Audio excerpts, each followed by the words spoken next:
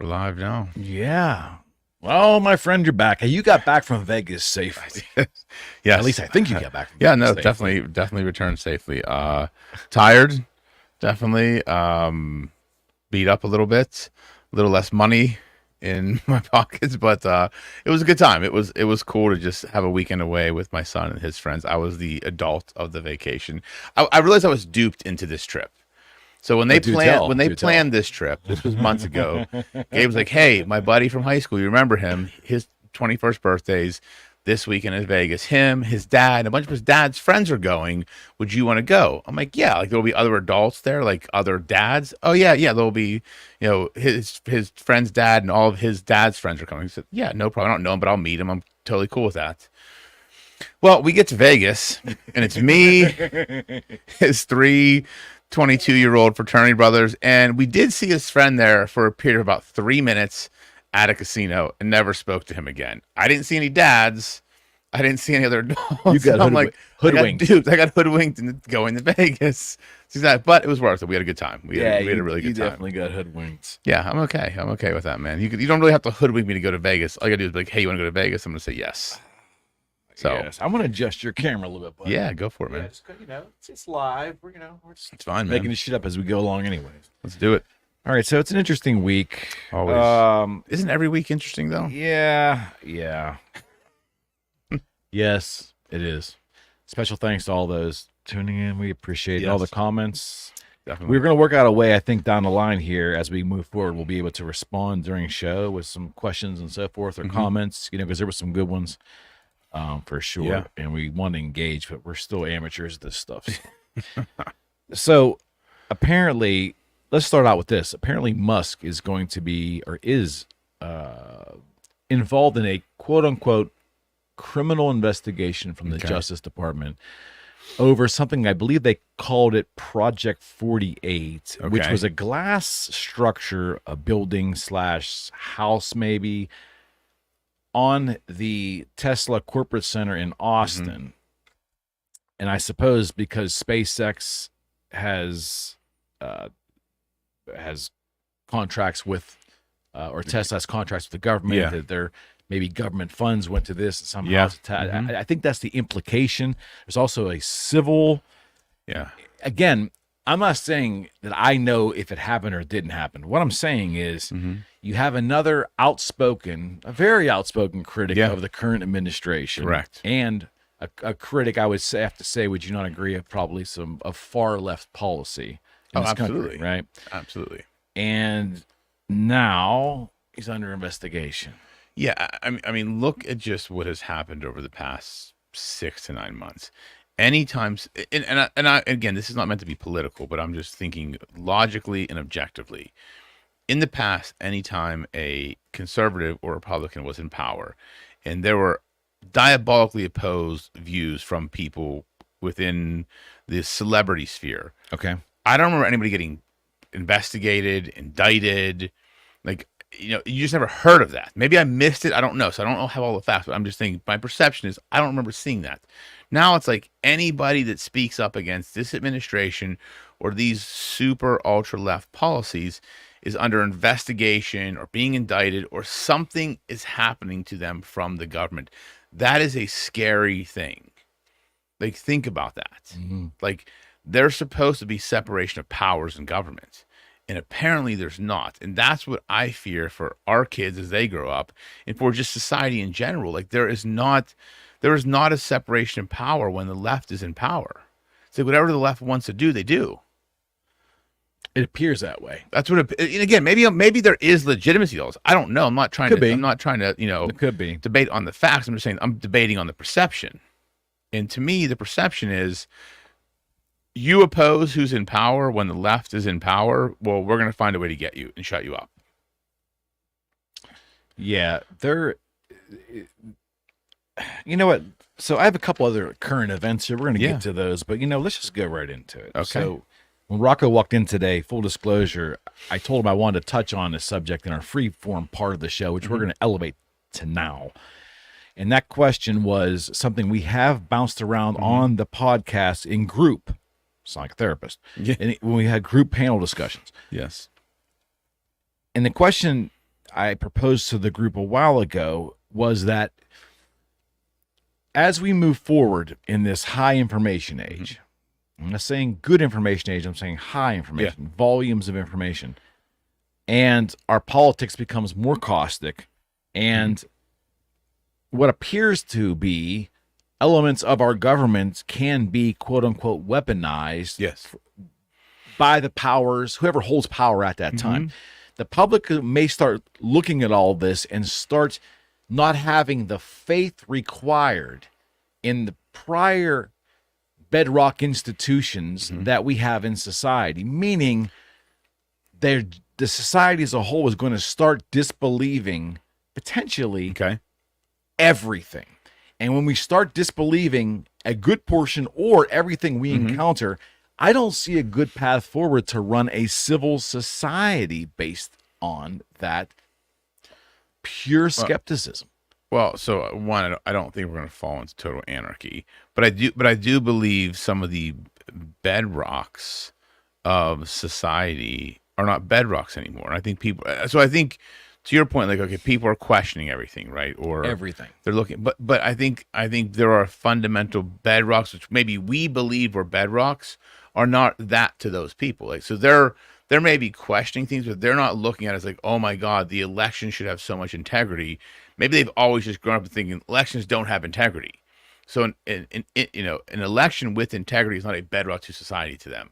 They may believe that all elections are corrupt by nature and all elections are manipulated somewhat by nature. That may be their bedrock. I think there's different bedrocks in society based upon, one, your generation, two, how you have grown up, how you were taught, how you were educated. I think it's hard to make a blanket statement because I think everybody's perception is different, if that makes sense. Yes. So what you believe a fundamental bedrock is, because you're a Gen X like me, right? We have certain fundamental beliefs. Generations below us, like millennials, may not hold those same beliefs. So they may question things differently than we do. And it's not questioning fundamental beliefs, it's just questioning things they see. My fear is, and I'm sure anyone watching this probably knows where I'm going with this, that we're headed into another general election season. Okay. And the country is so polarized that, could it get depending on election night, either side's gonna be pissed. Could it get dangerous? Whereas a good swath of the quote unquote losing group wants to tear shit down, really tear shit down, because they just believe it's rigged. Does that speak more of civility? I don't know, but I'm saying, case in point, if the Justice Department is not looked upon as having, if the scales of justice are not blind, correct, we start not believing that. I don't mean in pockets of the country or just a haphazard conversation. If people really believe that it depends on whoever's in power at the time and they're going to manipulate it to get their enemies, if that's manipulable over another generation or two, that's a fucking problem if the Justice Department is not viewed as being blind. Well, so let me change that. So justice is blind. The Justice Department, I don't think, is ever deemed to be blind, right? The whole point of the system of justice, Lady Justice is blind. Like, that's the whole premise, right? Yes. Blindfolded woman holding the scales. Yes. So the Justice Department is not. The Justice Department is always going to be polarized, in my opinion. But it's always going to be political. But shouldn't it operate on the basis that the scales of justice are blind? It should, but it never will, because they're appointed by presidents, right? Different people that lead that department are appointed by different presidents. There's always going to be a bent to it. So you can't, in my opinion, you can't say justice is blind when you have a political bent, and you're always going to have that. If I was running the Justice Department, I'm going to have my views that I bring to that leadership position. Therefore, can I truly say justice is blind? Justice is blind when you get 12 jurors of your peers to decide your fate. Like, if I'm leading the Justice Department, I don't believe the premise is going to be justice is blind, because it's not. I come in with preconceived notions. I come in with preconceived beliefs. So I'm bringing those to my role. Yes, I may tell you that, yes, I'm going to do everything fair and balanced, and justice is blind. That still doesn't change my beliefs. Okay. And I think those beliefs inform certain decisions that are made by those departments.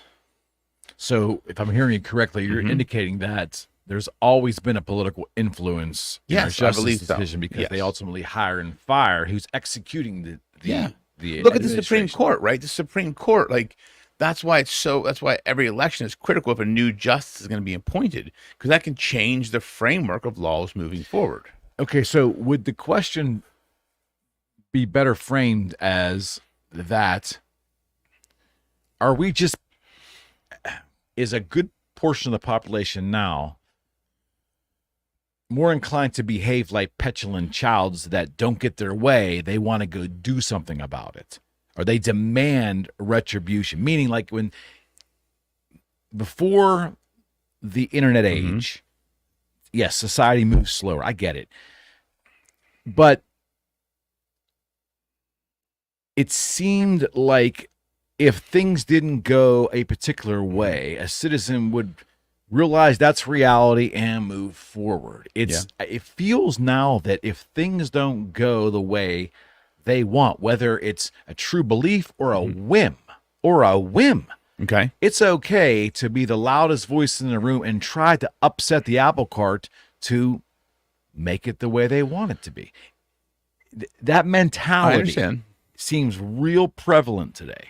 I think it's real apparent today. Okay. I think that has always been there, right? Because again, it's not, in my opinion, it's not the majority.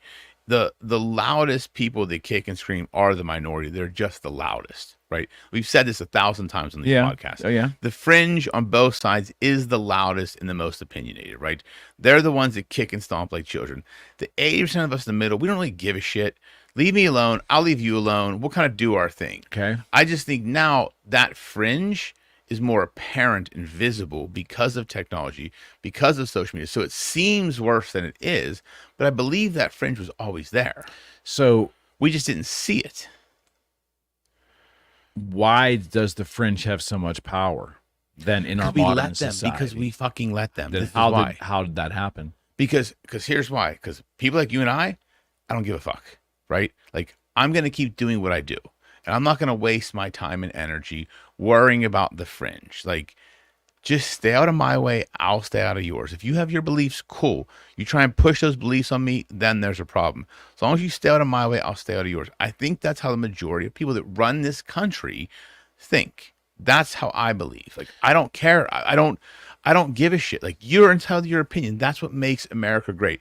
If you want to believe you're a fucking horse, go ahead. You're allowed to. I'm not going to say anything about that. That is your right and entitlement in this country. But if you tell me that I'm offending you because I don't believe you're a horse, that's where the problem comes in. Because that's just not logical to me, right? You can do it, believe it, be it, act it, feel it, whatever. The moment you tell me I am wrong and offensive for not agreeing with you, that's the problem. The problem is those people are the loudest and they kick and scream the most, and we just got tired of putting up with it, so we just ignore it. Gave them the reins? Didn't give them the reins. We just let me ask you this question. But let me ask you this question. Good. Do those people impact your life right now? Oh man, that's a great question. That's a great question. I would want to believe that they don't, but there are parts of me that believe policy, right? Okay. Policy over the past couple of years seems to be, in some instances, pretty far left. Okay. Energy policy. Okay. I mean, so is it affecting my pocketbook? Some far left policies? I think they are. But those people we're talking about, the people on the fringe are the kicking and screaming children. They're not burning my house down, right? But what you're talking about is policies made by politicians that are elected. Why are they making them though? If they really only represent a small portion of their party, that's the thing I don't get. Because again, I think it's because they're the loudest, and that stirs the pot the most. Like I've said 1,000 times, politics, in my opinion, is purely about the preservation of power. Like if we all got along and all sat in a room and talked to each other, take politicians out of the mix, we'd all probably be like, you know what? You're not so bad. I kind of agree with that. I have a little bit differing views, but we don't need to fight about it. We can just carry on. Yeah. Politicians have to be in that room to stir up the shit, to say, well, this person's bad and this person's evil and this person's evil and this person's this and this person's this. So we're all fighting and saying, yes, we need these fucking politicians to stop this. We need them to protect us. We need them to put these policies in place. That's what's happening. They stir the pot to preserve power, in my opinion. So you don't think that we are headed for chaos at some point in the chaos. in the guise that less and less instances the citizenry will believe are factual in society. Institutions that were once, even if we didn't agree with them, they were legitimate. I'll leave it at that. But when everything now is questioned, every single thing, conspiracies, things aren't as they seem. Okay. And we start living in a way where everything is conspiratorial. What are we actually going to believe in as a bedrock truth as we maneuver? But I think it's human nature to question everything, right? Like I don't take things at face value. Yeah, like if you tell me something at face value, I'm like I gotta deduce that myself. I have to run through that thought process myself. So I think that's just part of human nature, is to question. What we're seeing now is things that we think are pretty commonsensical are now being questioned, right? Like math is racist. No, it's fucking not. It's math. It's 2 + 2 is 4. Like we're saying stupid shit now, right? We believed elections have integrity. Now we're questioning that. So yes, we are starting to question things that throughout our lives, Generation X, we just believed were, right? So I think that's where the problems are starting to come. You and I, our generation, starting to see things that we fundamentally believe were like, this is just the way it is, and why are we questioning this? So now it's causing us to be like, what in the actual fuck?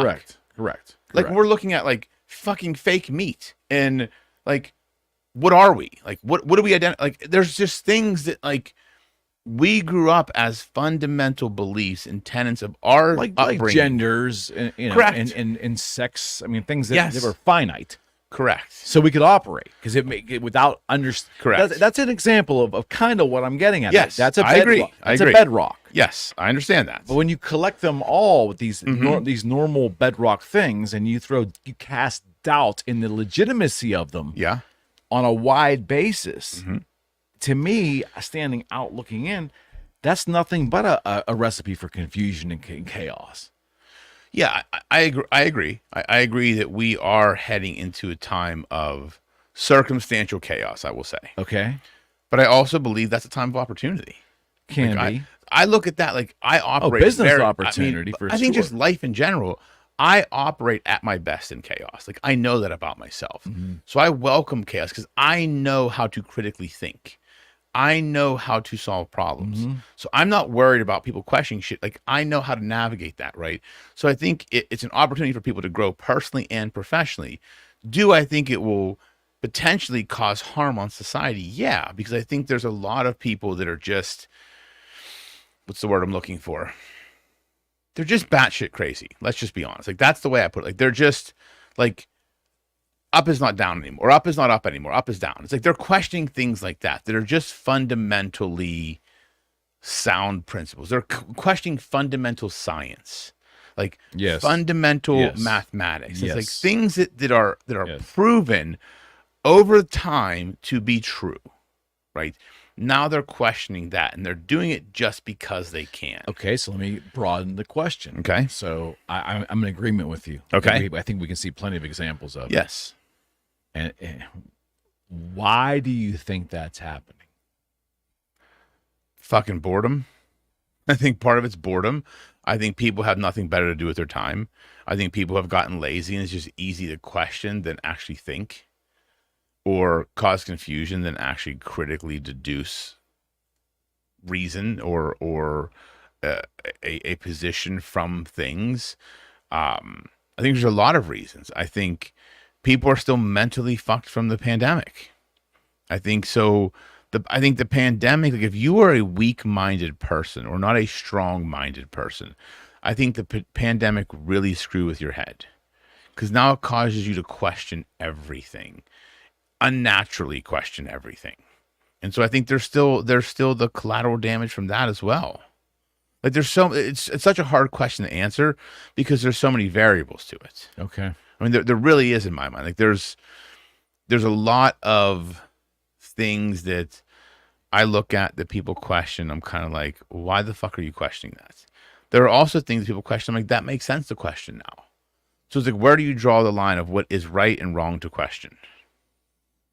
It just seems strange to me that in such a short period of time, and I'll just go back 10 years. Use 10 years as a number. That we are questioning so much in the world all at one time.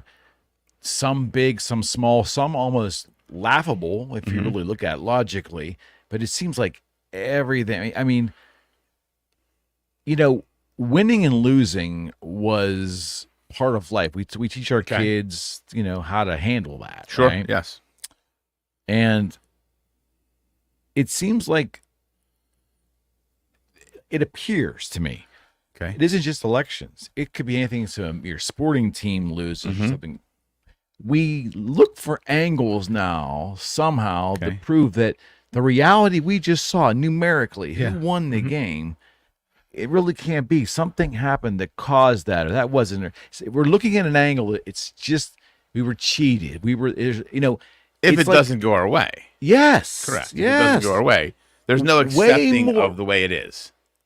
We don't accept loss. Correct. We definitely don't accept loss on a broad scale over many different areas. We just don't. We're more inclined now to challenge the reality we see when it doesn't go our way. I mean, I'll leave it at that. Yeah, that's just really in the last decade. Okay. Maybe it's spurred by some legitimate things. Maybe we're all spurred by just us being petulant and just always wanting our way and just always entitled or feeling like things must go our way or we're going to cause a shitstorm. I don't know how we got here. And I love thinking back and trying to unwind it. Like, what are the moments that cause it? You can certainly say the pandemic. I get it. Yeah. You can. Yeah. But there was moments before and within that. Yeah, that's a good, and that I don't know. I don't know what those moments are. I might be wrong. Maybe that's not what's happening, but it appears to me that we're on a collective basis. We're more apt now to question even our wins and losses. Right? Because again, we need the questioning. So we're not questioning our wins. We're questioning our losses. We're questioning when things don't go our way because we're justifying why it didn't happen. We cannot, and this comes back to, in my opinion, responsibility and accountability. We are not willing to take responsibility and accountability for the shit that goes wrong. Got it. We have to find an explanation for that. This is why we question things. This is why the election was questioned. We can't believe that Trump, and again, Trump just can't believe he lost. Whether it's true or not, he can't bring himself to believe it. Because in his mind, he won. He was the best. He can't bring himself to take responsibility. At the damage it's caused. Well, I understand. The same thing happened with Clinton. Clinton couldn't believe she lost. The same shit happened. It started there, actually. Exactly. So that's really, if we, as we sit here and talk through it, again, I truly believe it comes down to personal responsibility. We question things when we're not willing to take responsibility for the things that have happened. That's what I believe. It started, I think, with Hillary Clinton, and there had to be a unethical or sinister reason why I lost, and she found it in whatever the narrative was, Russia hoax, whatever it was, and in turn, the guy to beat her did the same freaking thing. Correct. And some can make the argument, I'm on that board. He took it further. Yeah. But again, our leaders, whether we like our leaders or not, they're out there. They are an example. They're a behavioral example for a lot of the public. Correct. It doesn't help when they're acting like a child. Really, when it comes to that, it does not help. No, I mean that's a lot of people in life say. Like I truly believe. I had this discussion this weekend with my son and his friends. I said, the thing that lacks in this world is people are not willing to take responsibility for their actions. I said, if you learn that one thing and you are willing to step up and take responsibility and be accountable for when you do well and when you fuck up, life gets very easy, right? Own it, fix it, learn from it, move on. Most people aren't willing to do that because it's hard, it's uncomfortable, it's difficult. The easier play is to question why it happened. Not my fault. This person's mean to me. This person's mean to me. This person did this. No, you just fucking sucked. Like, you just did something wrong. Like, you just screwed up. Own it and move on. Yeah. That's the problem I see. Like, people want to not be responsible for the actions or inactions that have negatively impacted them. Therefore, they question the existence of things. Is it increasing narcissism in that we just will not take not responsibility, or we just can't, in many instances, we just can't accept that things didn't go our way. Yeah. Or that our efforts weren't quite good enough in this instance. Yeah. Or that someone else superseded our efforts. Yeah. We have a hard time. With that. There's a feeling of it that we're entitled to feel a certain way, or we're entitled to have the results of something, although we just weren't skilled enough to attain them. Right. We need to all look in the mirror. That's where the problem is. Like, think about that. Like, that's true. If you're not where you want to be, or you don't have what you want to have, look in the mirror. That is the reason. And that's what people aren't willing to do, because it's an ugly experience. To look at yourself in the face and say, I fucked up. I'm not where I am because I'm lazy. Like, that's the worst thing you can say to yourself. It's the most uncomfortable thing you can say to yourself. Yeah, I've done that in my life. I've done it. My bar I set for myself Painful. every single day is, was I excellent today? Yeah. And if I can't answer that question, yes, I look in the mirror and say, why? Yeah. What did I do wrong? What can I get better at? What did I fuck up today? And it's uncomfortable until you do it often. Yeah. But that's the problem. Like, there is this narcissism, and we're a very, very egocentric society where we think the world revolves around us and we're owed something. Like, no, do the fucking work, be accountable, and then you can get whatever you want. But you've got to be willing to take responsibility and be accountable.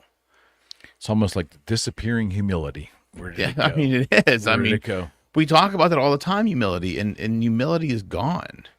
But humility is such a powerful tool. If you can be humble and have humility in life, like, it is truly a superpower. It almost starts, to me, humility starts when you do your own self-assessment. Of course. That's where it starts. That's where you have to be humble enough to yourself to realize when you've made a mistake. Yeah. You have to be humble enough to say, I fucking suck. Because I think if you can get that under control and start moving forward with that, it then becomes easier to be humble enough to accept losses in society. Yeah, right, exactly. My candidate didn't win. Okay, well, life goes on. It's like, instead of fighting it or making it a feeling like, well, that's just not fair, and I'm going to do something about it. Yeah, like, oh, my kid didn't play, it must be the coach. No, your kid didn't fucking practice.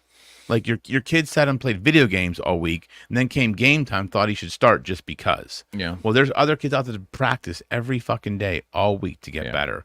They're the ones that should be playing. It's not the coach's fault. It's the kid's fault. And the other part of that equation isn't it interesting, like,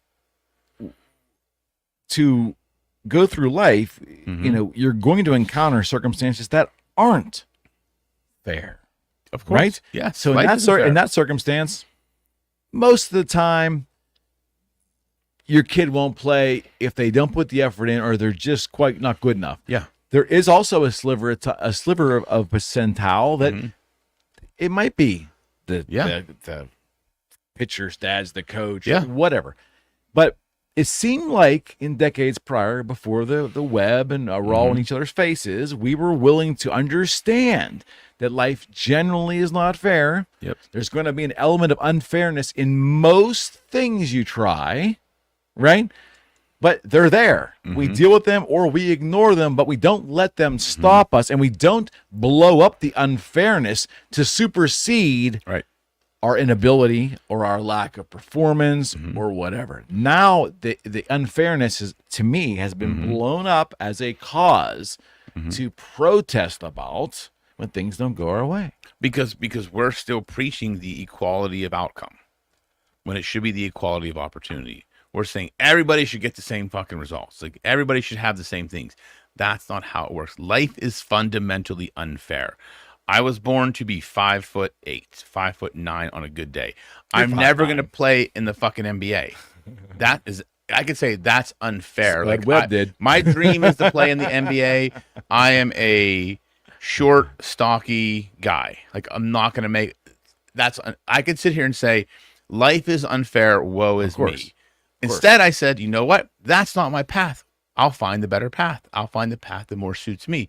But again, it comes down to people decide that life is unfair because what they want, they can't have. Instead of realizing that sometimes in life, you just can't have that. Like, sorry, that's just the way it is.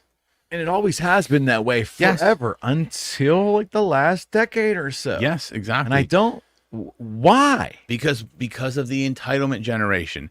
Everybody's a fucking winner. We all get trophies. You're the best. No, you're not. I see Gen Xers out there this as is well doing it. No, I agree. And I think it's just infiltrated because we are the generation that has done it to our children, right? Like the Gen X, like we're the ones telling them like we want to treat them so much better than we were treated, right? Like, you're great, you're a winner, you're the best. Guilty as charged. Right. Like that's what we do. So yes, it infiltrates us, and then we start acting that way sometimes. But you have to be fundamentally self-aware, and you have to understand that that's just not how life is. Like I try and teach my kids, life is not fair. Like life is what you make it. If you want something, you go after it and put in the work to get it. And guess what? Even if you do, sometimes you may not get it. But get what? You get up, you dust yourself off, and you try again, or you try something else. Because life is a beautiful thing if you let it be beautiful. 100%. And I want to believe that most parents taught or are teaching that to their children. I believe it, but I think something's happened where we, even as adults now, we've kind of thrown that away. We feel like we deserve for things to go our way. Am I wrong? If I'm wrong, call me out on it. That's what I observe, though. I think there is a slice of society that does think that way. That thinks they deserve certain things. I do believe that. Do I believe it's all of us? No. I think there are still a large portion of us that realize that if we want something, we have to go get it. We have to do the work. I think people have shifted and said, yeah, I'm entitled to this. Like it's unfair that I don't have it. Yeah, but I don't think that's the majority, at least in our generation. I don't see it that way. All right. Back to the current event list. That was a good sidebar. I like that. Yeah. So I don't think anyone out here is going to question what Rocco and I are going to say about this, so you probably already know our response, but it's worth talking about. Yeah. So the Senate has decided, Jesus, I think speared by Senator Schumer and the controlling party, Democratic Party, that they're going to relax or eliminate the dress code for the Senate, the upper chamber, right? The Senate chamber. And obviously this was done to accommodate Senator Fetterman, who proceeds to wear drab and very, as far as this narrator's opinion is, very unprofessional attire within Senate chambers. We can get, I guarantee we're going to feel the same on this, but my point to you is when you look at him standing there when they come out of committee or whatever, and there's 3 or 4 other of his fellow senators around him, and he's standing there and they're dressed in suits with appropriate decorum, I believe. And he's standing there. I don't, is there a disconnect? Like if they went to business casual, right? I wouldn't like it, but I'd be like, well, most of society is going that direction. It still is, it's not business, but it still is the order. It's the business of the people. Sure. I could almost see business casual. Almost. No. Yeah, I understand. I can't. But this is fucking bizarre. Well, his dress is, I almost think it's like Bizarro World. I cannot believe what I'm actually seeing. I completely agree. And the first question I have is, why can't he just put on a suit? Like, is there something physically wrong? No. Mentally wrong? Or is he just trying to be this fucking badass from Pittsburgh? Like, I'm going to buck the trend and wear fucking hoodies and shorts. Like, is that the case? He's a big man. So the suits are probably going to be custom, but he has enough money. Yes, go and fucking buy a suit. Yes. Buy 3 suits and recycle them. Right. And to me, like the fact that we're changing the decorum of the Senate, like it's shameful to me. It's shame. That would be like, okay, then are they gonna, like, if Fetterman decides to be a fucking lawyer or part of the Justice Department, they gonna say, like, we as lawyers don't have to wear suits anymore to court? Like, there's a certain decorum that you have. Like, to me, politicians should be held to the highest decorum. They are the people elected by us to represent us in making policy decisions for us. Now you tell me that you're going to be so lax that you don't really have to give a fuck what you wear. But yet when I got to go in the court or I'm with a client, like I'm making sure I look my best in a suit and tie and dressed appropriately. No one's telling me to do that. That's common sense. But now like, these people, these assholes that are elected by us, paid by our tax dollars to make policy for us, decided, well, you know what? We don't need to wear suits anymore because this fuckhead from Pennsylvania doesn't do it. Like there's gotta be a line drawn. Like whether he has something wrong with him, I'm not saying that. But if you can put on a t-shirt and shorts, I'm pretty sure you can put on a button-up shirt. And to me, it's like, what the fuck are we doing? Like how are we changing the dress code of the Senate? So let me explain to you what I think is going on. I think it's deeper than that. Okay. I don't like labels Okay. of any kind. I don't like them used on me. Okay. But I believe that him and his wife are pretty outspoken in their leanings toward a more socialistic style of society. Yes, I won't I call agree. them socialists. I won't do that. Okay. It doesn't do any good to call anybody that anyway. Right. But I think they lean that way. I think Okay. that they also consider themselves disruptors of the political system. That's Sure. what they consider themselves to be. And they're Okay. and Fetterman's followers. I believe it's possible.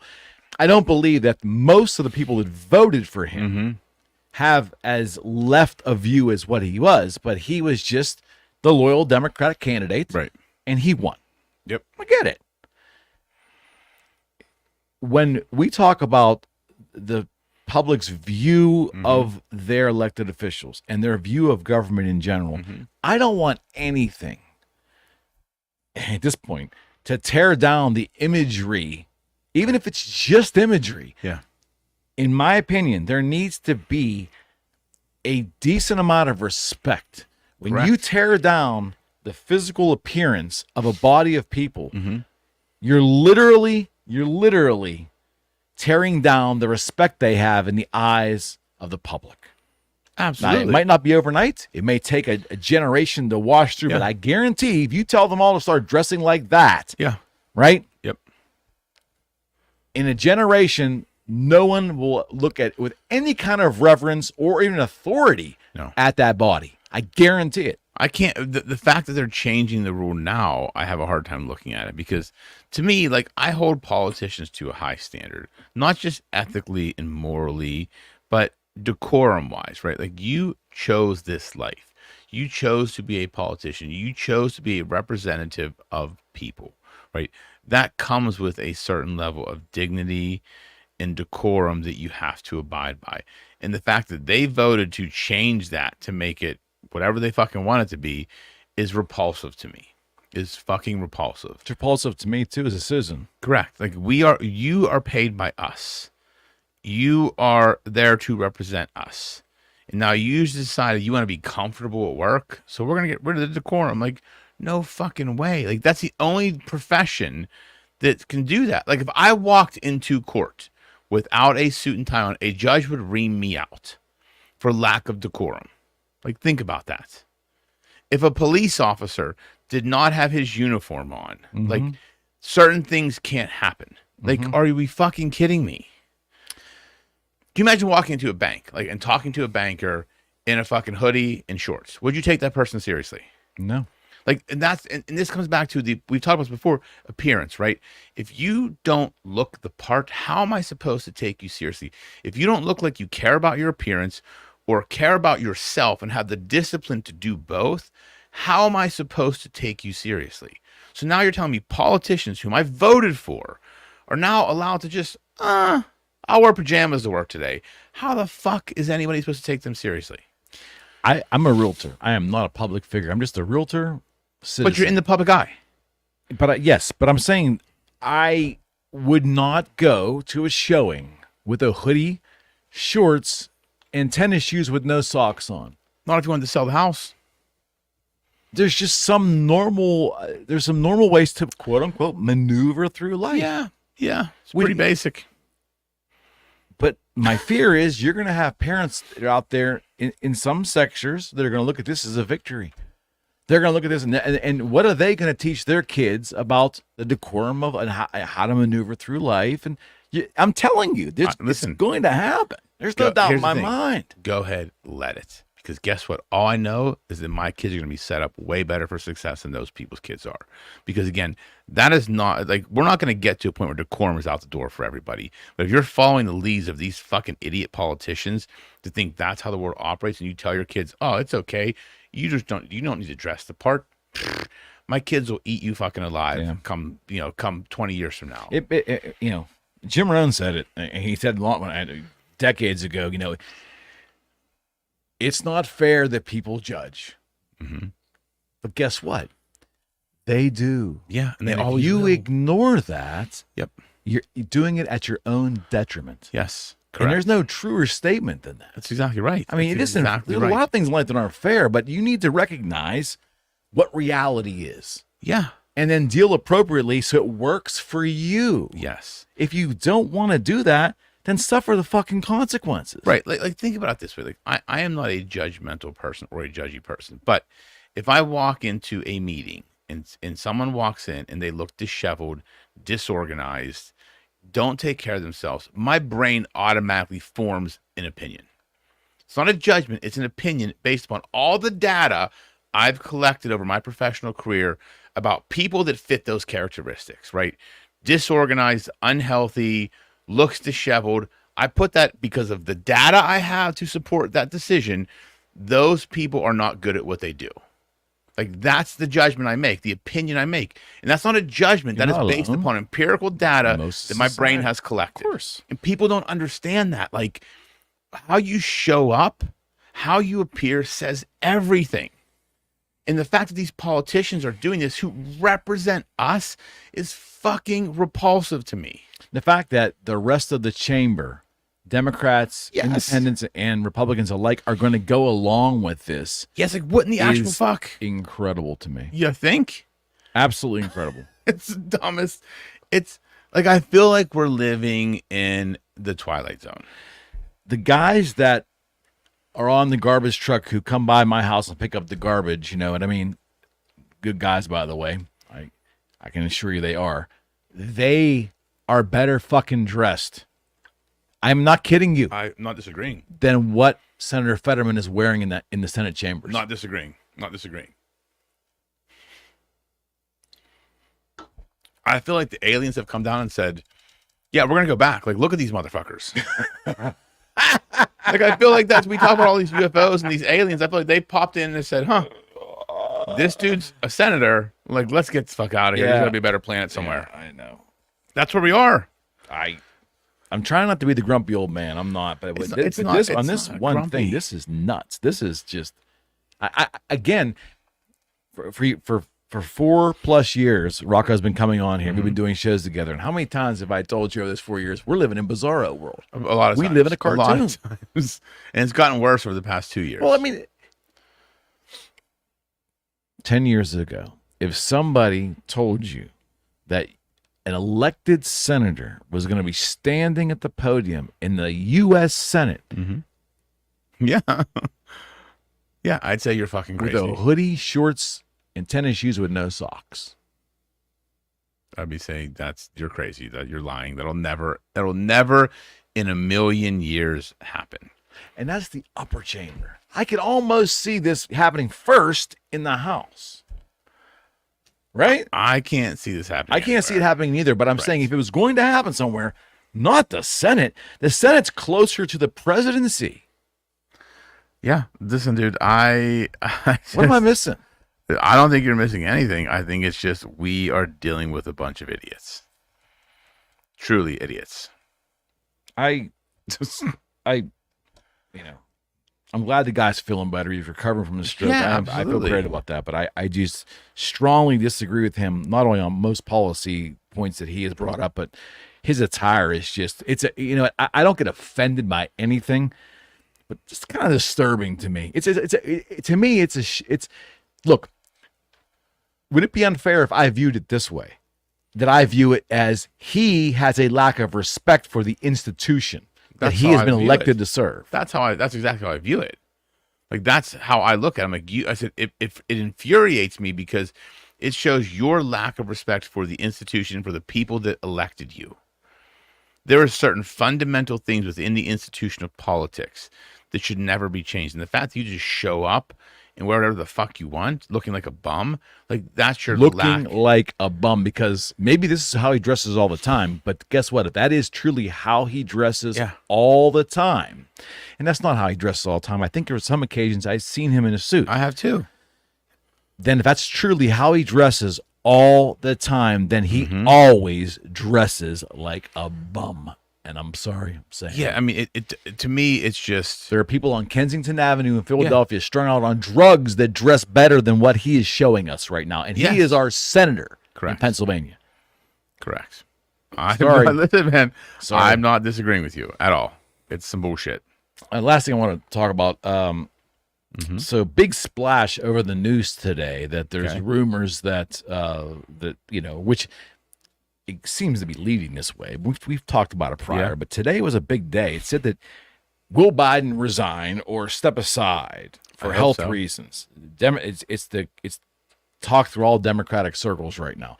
And you predicted a while ago that it may go down this road where there'll be a process put in place as we get a little closer to the election season that whispers will come from his own party and they'll kind of try to usher him out. Yep. Here we are. So my guess to you is, like, how do you envision, like, procedurally that happening? It's a guess. I know it's a guess. I know it's a guess. Yeah, I don't know, honestly. The procedure. No. But I mean, I'm sorry. I know you're thinking about, like, procedurally how it would have to be voted or who would. Forget that. How is he going to be informed? Who is going to inform him? Who's going to be the point person? And then how is that then sold to the public? I mean, have you thought about that at all? No, but I feel like anybody with half a brain can be the fucking point person. Be like, dude, you're mentally unfit to be here. Like, let's just be real.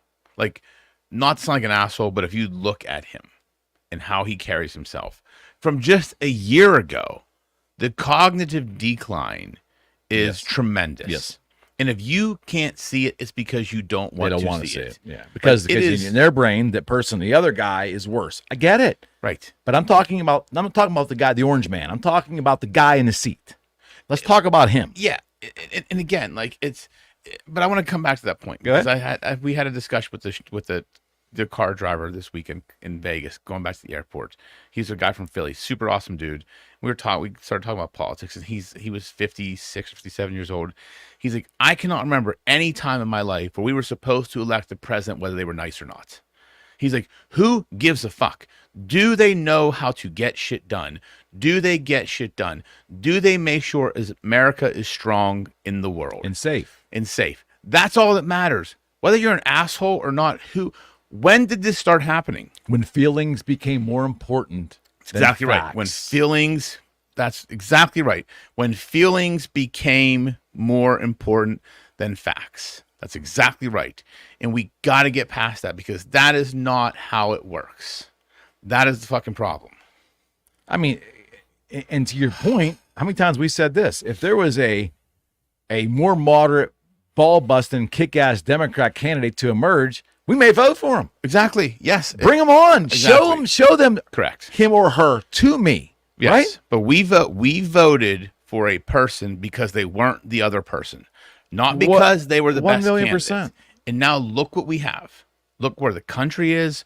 Look where we are on the world stage. Look at where, again, I don't want to see anything happen to anybody, right? You want your president to be successful, but I look at him and I'm like, I feel for the man. Like, he has cognitively gone. Like, now his son's under indictment. All this shit is happening. Like, he's got to get out of the way, and they're gonna.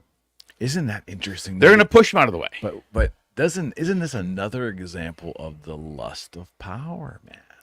Yeah, I mean, absolute power corrupts. Absolutely, man. It's the truest statement. And you do need to have an ego to be a politician. 100%. Sure. I get all of that. And a drive to win. I get all that. Correct. Man, when you see Nancy Pelosi going to run again at that age, and you see McConnell, can't even going like 10 minutes without pausing and stuttering, like it almost looks like a stroke live on television. Yeah, and not giving up, just keep moving right along. Yeah. It's like they don't have the capacity to be humble enough to recognize it's time. Exactly. And look at that. I'll carry it a step further in entertainment. Yeah. It's the example of rock bands from the 60s and 70s who are compromised in their performance because of age-related things. Yep. But they can't get off the stage. Right. The adulation and the power that the adulation gives live on stage is so overwhelming. It's a drug. It is absolutely a drug, and it supersedes their brain. Yes. Yes. And I think politicians are exactly that way. They just can't. They're not humble enough. There's no humility. We need term limits would fix so many of the fucking problems in this country. 1,000,000%. Like that's what we need. Like to have someone that's in their mid to late 80s say, "I'm gonna run again." I'm like, first of all, can you spell the word run at your age? Like, can you even run? Like physically run? Like this is the problem. Like they are out of touch with reality. They are out of touch with society. Man. It's power. It is power. Like that's what it is. Power has become this corrupting force that people cannot get enough of, and they won't get out of the way. I also would put in some instances too, and I'm not going to point directly at any particular politician, but I'm going to guess in some instances, Rocco, the other thing that comes into play is desperation, because they're desperate to keep cover of all the shady shit they have done. Yeah. For fear of things getting out of control once they're gone. But also think about it this way. Like if they just quietly went away, people would forget about them. Then if they did do crazy shit, I would think it kind of just goes away with them. But history would say that, yeah. But yes, they keep poking the bear. Like that's how I look at it. They're like, yeah, I'm 1,000 years old. I'm gonna keep running. Like, because I don't want people to know all the shit I did. Well, it's like, I kind of figure, like, if you're 80s and in a diaper and you're running for office again, I feel like you're trying to cover up some shit. Like, what are we doing? Like, they're out of touch. They're out of touch with society. But we are so neglectful as a society. We keep electing them. No shit. Like, we keep electing them. That's exactly right. We keep electing these people. And that is our own fault. And until we can figure out that, as a populace, we're screwed. It's a terrible way to end the week's show. We're not screwed. We're happy. Man, was that great though? To everybody Matt out from there, Vegas, man, I'm fired up. Yeah, he's obviously he must have lost a little. I lost some. Yeah, definitely. Yes, my son lost quite a bit too. That's a life lesson. That's a life lesson, man. It's a life lesson. Exactly. All right, buddy. I appreciate this. We'll do it again next week. And for those out in the web, thank you for tuning in. Thanks for the emails. Yes. And I like the critical emails. Yeah. I don't want you to. I never. Little personal plug for the Eric McKenna Project podcast. We have never, from day one, looked for agreement in anything we've done. It's about the discussion. Exactly. Because this discussion, this kind of stuff, it doesn't happen enough. Yep. Exactly. All right, friend. Till next week. Absolutely, brother. We'll see you. You'll learn how to shut off the camera now.